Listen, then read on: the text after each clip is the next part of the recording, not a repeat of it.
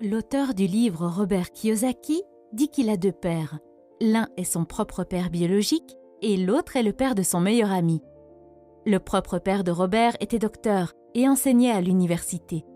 Son second père, auprès duquel Robert a appris à devenir riche, n'a même pas terminé le lycée et a tout appris par lui-même dans la pratique. Au début, ces deux pères gagnaient suffisamment, mais quand ils sont morts, l'un d'eux est mort en tant qu'homme le plus riche d'Hawaï et a laissé des millions de dollars à sa famille, et le second a laissé des dettes et des impôts impayés à sa famille. Kiyosaki dit que gagner de l'argent est une science qui ne nous est pas enseignée dans les écoles. Les écoles nous apprennent comment devenir un employé et comment construire une carrière. Et c'est pourquoi la majorité des parents enseignent des choses similaires à leurs enfants et les orientent dans la même direction, celle qui consiste à devenir un employé. Si vous venez d'une famille de classe moyenne, il est fort probable que vos parents vous ont appris comment devenir pauvre. Et ce n'est pas parce que vos parents ne vous aiment pas ou ne veulent pas que vous réussissiez, c'est simplement parce qu'ils ne sont eux-mêmes pas éduqués à ce sujet. Ils ont consommé des informations périmées et à votre naissance, ils vous ont passé les mêmes informations périmées. La pauvreté est presque comme la génétique, elle se transmet d'une génération à l'autre. Mes parents m'ont toujours conseillé d'étudier très dur, d'obtenir un diplôme et de trouver un emploi stable.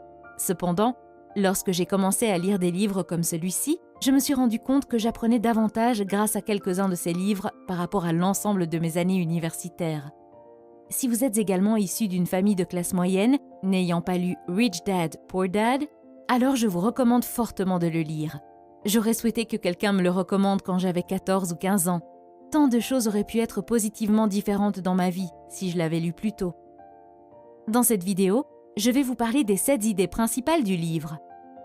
La première idée concerne l'importance de l'éducation financière et la compréhension de la différence entre un actif et un passif. Comprendre cette différence est l'étape la plus importante pour devenir riche. En termes simples, l'actif est ce qui vous met de l'argent dans la poche et le passif, ce qui vous enlève de l'argent. Par exemple, si vous avez une voiture, que vous la louez et que vous gagnez de l'argent chaque mois, alors c'est un actif. Mais si vous avez une voiture et qu'elle vous prend de l'argent de poche chaque mois pour les réparations, l'entretien, etc., il s'agit alors d'un passif. Par exemple, les actifs peuvent être des biens locatifs, des actions d'entreprise, des métaux précieux, etc. Le passif est constitué par votre maison, votre téléphone, la voiture que vous conduisez, etc. Les riches se concentrent sur l'augmentation de leurs actifs, tandis que les pauvres achètent des passifs et se concentrent sur leurs revenus. Les pauvres achètent un téléphone iPhone, les riches achètent des actions Apple qui constituent un actif et prennent de la valeur avec le temps. Mais le téléphone perd de sa valeur dès que vous le sortez du magasin. Faire pousser des actifs, c'est comme planter un arbre. Vous devez en prendre soin pendant des années, jusqu'à ce que ses racines soient assez profondes pour fournir de l'ombre et porter des fruits pour votre plaisir. Malheureusement, beaucoup de gens veulent s'enrichir rapidement sans s'informer sur l'argent. C'est comme construire un gratte-ciel avec peu ou pas de fondation. Et c'est pourquoi vous voyez des gens qui gagnent des tonnes d'argent, mais qui au bout de quelques années perdent tout. La deuxième idée est la suivante. Les riches ne travaillent pas pour l'argent, c'est leur argent qui travaille pour eux. À un très jeune âge, Robert a eu son premier partenaire en affaires, son camarade de classe Mike. Ils travaillent pour le père riche qui leur donnait des leçons sur la façon de gagner de l'argent. La première règle qu'ils ont apprise est que les riches ne travaillent pas dur pour l'argent, leur argent travaille dur pour eux.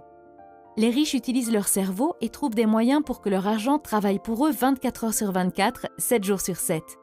Du point de vue d'une personne riche, chaque dollar ou peso gagné devient un petit employé et travaille dur pour en gagner un autre. Au contraire, les pauvres et la classe moyenne sont guidés par la peur ou le désir. Ils craignent de ne pas pouvoir payer leurs factures, alors ils travaillent encore plus dur. Ou bien, lorsqu'ils gagnent plus d'argent, leur désir se manifeste et ils commencent à le dépenser pour des dettes telles que de plus belles voitures, de plus grandes maisons, etc. Et à cause de ces craintes et de ces désirs, ils ne veulent pas investir leur argent et leur temps dans de nouvelles opportunités. Ils ont peur de perdre leur argent s'ils prennent des risques, alors ils achètent un téléviseur à écran plus grand alors qu'ils en ont déjà un. En comparaison, les personnes riches investissent leur argent quoi qu'il arrive, et même si elles perdent tout leur argent, elles sont toujours en avance car au moins elles apprennent quelque chose. Et cette connaissance devient un atout important pour leurs futurs investissements. D'un autre côté, la télévision perd la plupart de sa valeur après quelques mois et vous finissez par perdre votre argent de toute façon. sans compter que vous perdez l'opportunité d'apprendre quelque chose de nouveau. La troisième idée consiste à comprendre les impôts, la comptabilité et le droit. Selon Kiyosaki, gagner beaucoup d'argent ne résout pas les problèmes. Apprendre à garder cet argent une fois qu'on l'a gagné résout les problèmes. Si une personne riche gagne 100 000 $, elle garde tout.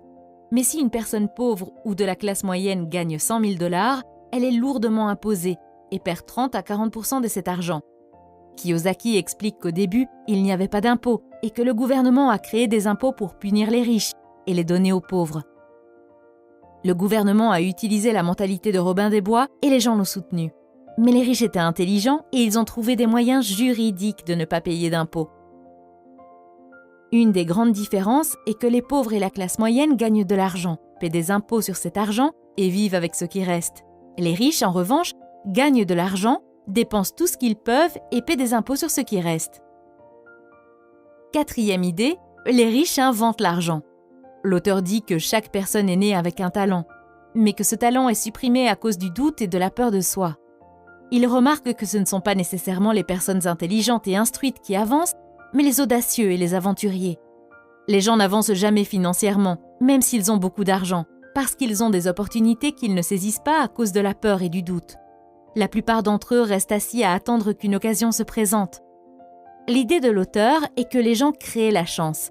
Ils ne devraient pas attendre qu'elle se présente. Il dit que c'est la même chose avec l'argent, il faut la créer. Cinquième idée, travailler pour apprendre. Ne pas travailler pour l'argent. Kiyosaki dit que son père pauvre était intelligent, bien éduqué et travaillait pour de l'argent parce que la sécurité de l'emploi signifiait tout pour lui. Son père riche est devenu millionnaire en travaillant pour apprendre.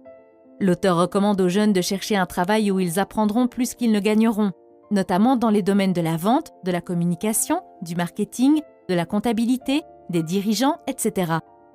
Au cours d'une interview avec un journaliste, Robert Kiyosaki a appris que celui-ci s'efforçait à devenir un auteur à succès. Il a réalisé qu'elle était une grande écrivaine et qu'elle devait poursuivre dans cette voie. Elle lui a dit qu'elle avait essayé, mais que cela n'intéressait personne. Il l'a accidentellement offensée lorsqu'il lui a dit de suivre un cours de vente pour qu'elle puisse se promouvoir. Elle s'est mise sur la défensive. Elle lui a répondu « J'ai une maîtrise en littérature anglaise. Pourquoi irais-je à l'école pour apprendre à devenir une vendeuse ? Je suis une professionnelle. Je suis allée à l'école pour être formée à une profession, donc je n'aurai pas à être vendeuse. Je déteste les vendeurs. Tout ce qu'ils veulent, c'est de l'argent. » Et elle a fait ses valises.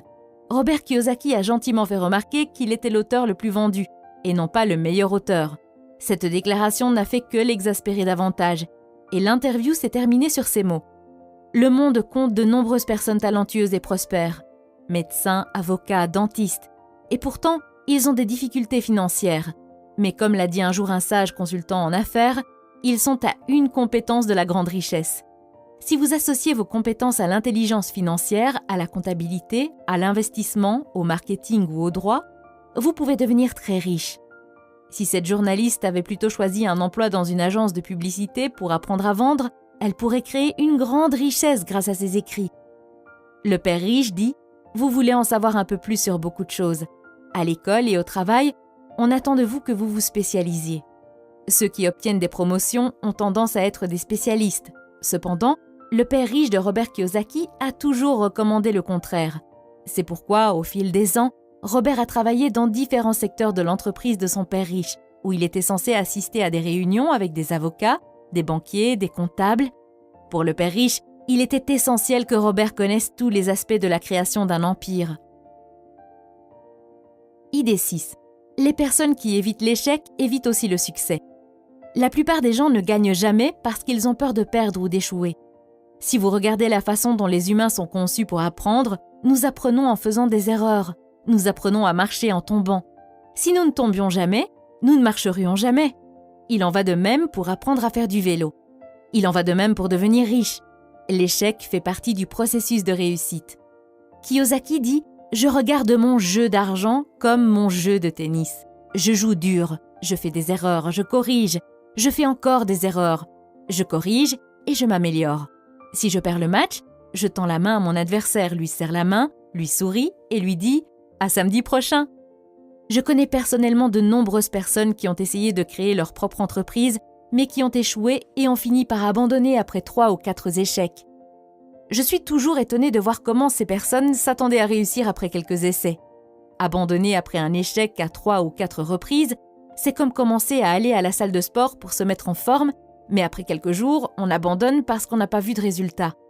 Si vous voulez vous mettre en forme, vous devez être constant. Vous devez changer votre programme d'exercice s'il n'est pas efficace. Vous devez essayer un régime différent. Vous devez essayer un autre entraîneur jusqu'à ce que vous trouviez ce qui vous convient. Malheureusement, les gens n'appliquent pas la même mentalité lorsqu'il s'agit de se mettre en forme financièrement. Idée numéro 7. Ne vous concentrez pas sur vos revenus, mais sur vos actifs. Les riches à long terme construisent d'abord leur colonne d'actifs, et ce n'est qu'ensuite que les revenus générés par la colonne d'actifs leur permettent d'acheter leur luxe. Les pauvres et la classe moyenne achètent des produits de luxe à la sueur de leur front et avec leur sang. En d'autres termes, si une personne riche veut acheter une voiture de luxe, elle ne l'achète pas tout de suite.